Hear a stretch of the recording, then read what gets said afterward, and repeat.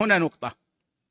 يأتي بعض الناس يقول ما دام أنها عيد فلماذا لا نهنئ بها كما نهنئ بعيد الفطر وعيد الأضحى، فنقول جمعة مباركة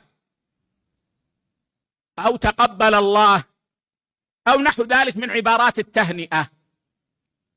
قلنا إنما أثبتنا التهنئة بالعيدين لثبوت ذلك عن السلف من الصحابة ومن بعدهم، والذين كانوا يهنئون بالعيدين ما كانوا يهنئون بيوم الجمعة، ما كانوا يهنئون بيوم الجمعة.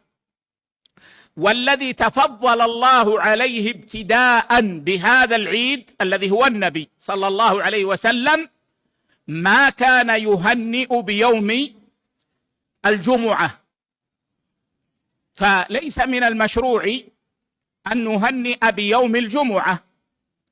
لكن انتبهوا يا إخوة، ليس من الأدب أن ترد على من قال لك كلمة طيبة بكلمة ليست طيبة.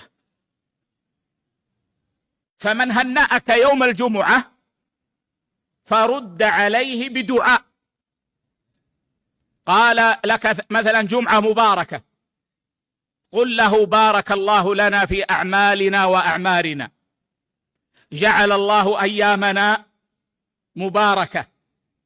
لا تبتدئ بالتهنئة ولا تكهر المهنئ، وإنما أجبه بدعاء يناسب